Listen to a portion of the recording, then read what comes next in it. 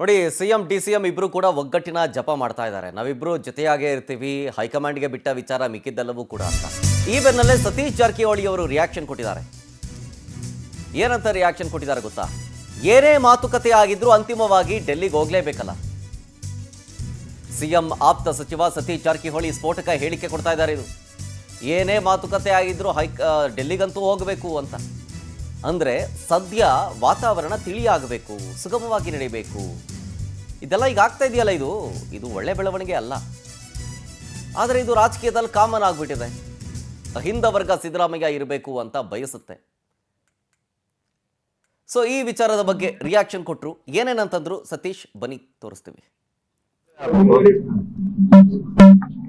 So ಸರ್ಕಾರ ಸುಗಮವಾಗಿ ನೀಡಬೇಕು, ಪಕ್ಷಗಳು ಸುಗಮಬೇಕು. ಆ ರೀತಿಯಿಂದ ಇಬ್ಬರು ನಾಯಕರು ಇವತ್ತು ಒಟ್ಟಾಗಿ ಕೂಡಿ ಈ ಗೊಂದಲಕ್ಕೆ ತೆರೆಯುವಂತ ಪ್ರಯತ್ನ ಮಾಡ್ತಿದ್ದಾರೆ. ನೋಡೋಣ, ಬ್ರೇಕ್ಫಾಸ್ಟ್ ಆದ ನಂತರ ಏನೋ ಸಂದೇಶ ಕೊಡ್ತಾರೆ. ಸೊ ನಾವು ಕೂಡ ಕಾಯ್ತಾ ಇದ್ದೀವಿ. ಡೆಲ್ಲಿಗೆ ಹೋಗಲೇಬೇಕು. ಇಲ್ಲಿ ಮೊದಲು ಇವ್ರ ಹಂತದಲ್ಲಿ ಮುಗಿದ್ರೆ ಒಳ್ಳೇದು.